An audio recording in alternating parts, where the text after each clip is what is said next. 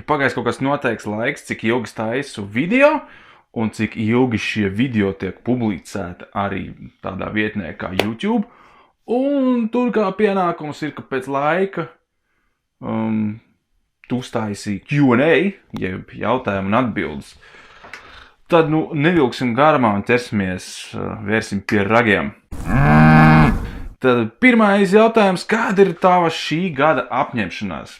Šī gada apņemšanās ir turpināt ceļot, arī to maksimāli daudz arī censties to visu uzfilmēt un saglabāt savā atmiņu vāclītē, kas ir šis videoblogs. Otra apņemšanās bija, ka šogad ir jānopērk mašīna, un trešā būtu apņemšanās aiziet pie zobārsta. Vai tu tici spokiem? Nē, spokiem es neticu, lai gan visas, teiksim, filmas, seriāli, kas ir saistīts ar paranormālu pasauli, man ļoti fascinē. Bet nekad mūžā neesmu neko tam līdzīgi piedzīvojis, tāpēc es uzskatu, ka tādas lietas nepastāv. Es gan vairāk ticu tam, ka mēs spējam kaut kādā veidā caur sapņiem redzēt savu nākotni, jo man vairākas reizes pierādies tas, ka es redzu sapni, un pēc kādiem 10 gadiem es saprotu, ko es esmu šajā sapnī redzējis. Un es redzēju to vairākas reizes, tā kā es ticu tādai, kas arī varētu būt diezgan sci-fi paranormāli. Ko domā par Latvijas YouTube? Šis ir crazy jautājums, šis ir sarežģīts jautājums un vienlīdz laikam pats interesantākais jautājums no skatītāja puses. Tas arī ļoti sarežģīts, un viņi nevar ātri atbildēt. Pirmkārt, kur ir problēma? Tiem, kas tankā, kur ir problēma, trūkst kvalitatīva satura. Kur ir problēma, kāpēc šāds saturs nav, jo trūkst skatītāju varētu teikt tā. Ja mēs paskatāmies pat populārs raidījums, tāds kā Pusnakts šovs 7, ka viņiem ir maz skatījumu, tad ir grūti iztēloties, ka mēs kaut kādi cilvēki ar kamerām mazie, kuri taisa savu saturu, varētu pārspļaut veselu production tīmu, kur ir scenāristi, kameram cilvēki, operatori, tur skaņotāji, gaismotāji, ka mēs varētu pārspļaut ar vienu kameru. Tur arī tā problēma. Nav vienkārši skatītāji. Ko es par to visu domāju? Tīzli ir. Man ir tīzli tas, ka es nevaru atrast īsti, ko skatīties latviešu valodā. Es arī nevaru neko atrast televīzijā, ja tā nopietņā latviešu valodā.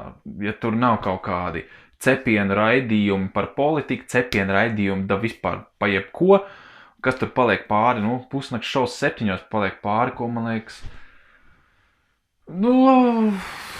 Tas ir tā viena tēma, tas ir tā kā humors, bet man liekas pietrūks tādi, nesauksim viņus pa influenceriem, un pietrūks, ka cilvēki būtu vienkārši viņi paši kameras priekšā, un viņi varētu stāstīt debko par to, cik banāni šodien maksā veikalā.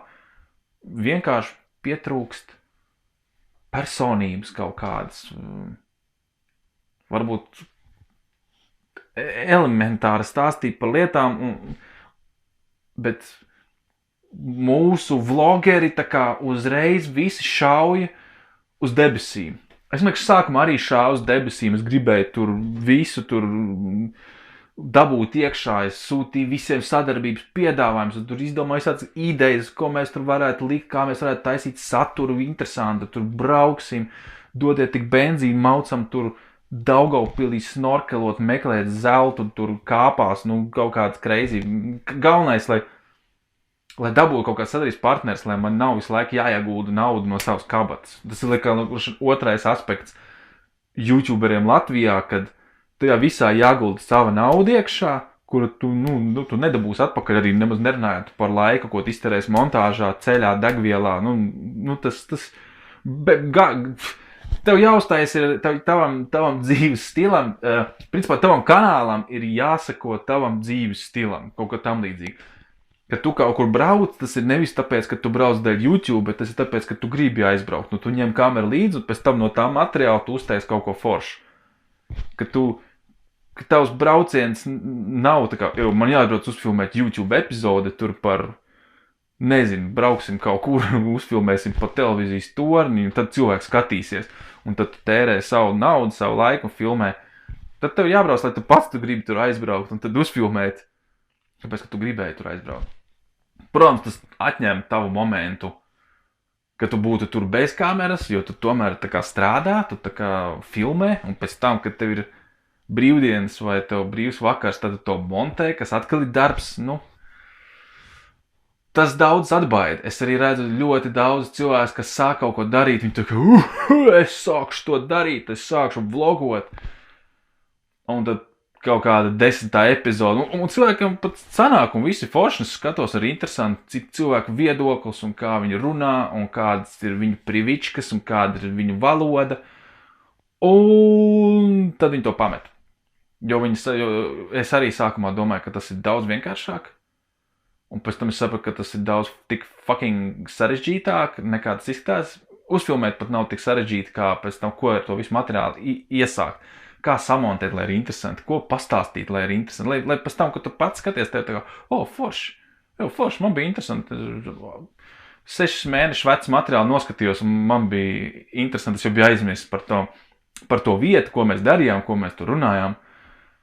Un daudz vienkārši nosprāks pie 10. vai 15. video. Ja tu, man liekas, iztur līdz 30. Tad izturēs arī līdz 100.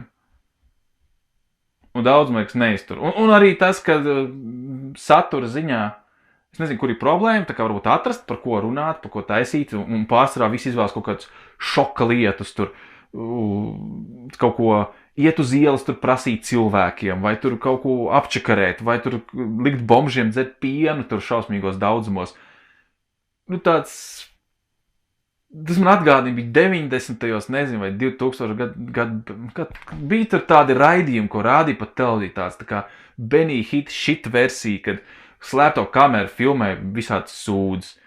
Man liekas, tas līmenis, kur šobrīd ir tas latviešu YouTube, ka daram visādu figņu, tikai tāpēc, ka 7 līdz 12 gadīgi bērni to skatīsies, jo redzēja, kā tu tur vem no kaut kādām lietām, tas ir viņu līmenī, jo viņi to dara skolā, viņi sadzerās tur 6 limonādes un tad vemj, un tas ir baigi fun. Ar to arī, man liekas, atdurās viss, ka tā lielākā auditorija ir bērni, un pārsvarā bērniem interesē gamings, kaut kādi, nezinu, kas kuram ir krutāks varbūt, ja tev ir kaut kādi krutas stuffs, tad viņiem interesēs tev piesakot, jo tev ir tas stuffs, kas viņiem nav vai par ko viņi seko, par ko viņi sapņo. Tad kategorijas dalās, bet tas ir mans super subjektīvais viedoklis, jo es tomēr balstos, ka 80% man liekas, YouTube ir bērni. Otra lielākā auditorija ir džeki, malači džeki, turam buru.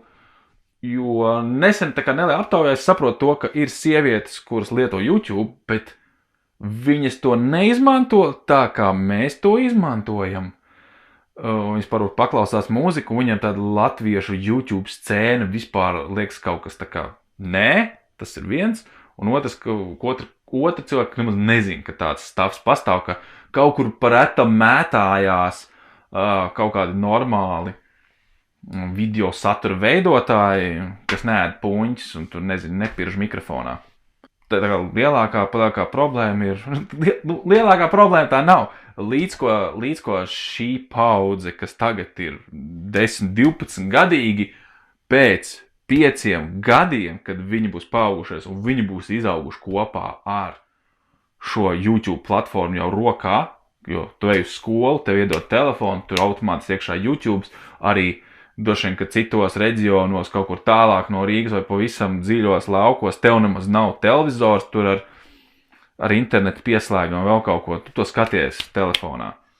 Tāpēc mums ir tik ļoti daudz, katrs skolēns ir mazais YouTube users. Pēc 5 gadiem tas būs ahriņeķi, cik milzīga auditorija, kurai būs 18 gadi, kuri būs izauguši no visiem tiem sūdainiem video, un viņi prasīs jau saturu A. Angļu valodā, B. Viņi paši kaut kā sāks veidot, bet vismaz būs auditorija, afigenāka auditorija. Līdz viņu bērni nāks, kad beigās visa Latvija būs YouTube auditorijā, vai jau nav Facebook video auditorija, tas nav svarīgs. Svarīgākais tas, ka tie jaunā paudze būs izaugusi un viņiem skatīties streamā video, sakot kaut kam līdzi, būs pilnīgi normāli saprotams. Kur citiem cilvēkam jāsaka, tev patīk tas kanāls, manēs, atbalsti, nospiedi to subscribe pogu, jo, kā es teicu, tie cipariņi kaut ko nozīmē, diemžēl. Tie cipariņi nozīmē to, ka tev būs 5 štukas vai 10 štukas, tad kādam būs interesi ar tevi sadarboties un veidot kaut kādu video saturu. Tas bija ļoti daudz par garu un nevienam nevajadzīga informācija, bet tas apmēram ir mans uzskats, kāda problēma ir Latvijā, un tā problēma nav nemaz tik ļoti kritiska, viņa vienkārši ir dabīga, jo nav auditorijas, tad mēs nevaram pieprasīt amazing saturu, ja nav auditorijas. Tas ir elementārākais. Ko mēs tur varam darīt par labu? Neko īsti nevaram darīt tur par labu. Mēs varam gaidīt, kad mazie bērni izaugs, un viņi kļūs par pieaugušajiem, un viņi sāks pieprasīt saturu pieaugušajiem, vai vismaz, vismaz ne tur, kur kāds ēd sūdz vai vēmji. Tas ir, jūs sapratāt, ko es to domāju. Vai tu gribētu filmēties kādā seriālā vai filmā, un kāds būtu žanrs? Interesants jautājums. Laikam, ka es negribētu filmēties, es neesmu gana labs aktieris. Man liekas, ka latviešiem vispār ir ļoti grūti ar aktieru mākslu, un kāpēc mēs esam ļoti stīvi samāksloti tā teātra kultūra mums ir kaut kā tik ļoti iekšā, ka mēs nemākam uzvesties kameras priekšā nesamāksloti. Viss ir tāds pārspīlēts, kā tas pienākas teātrī. Ko es vairāk gribētu? Es gribētu piedalīties un izdomāt scenāriju, jo es esmu nenormālākais kinomāns. Es redzēju visu, ko var redzēt, izņemot Āzijas kino, kam bieži vien nav tulkojums un man nepatīk lasīt subtitrus.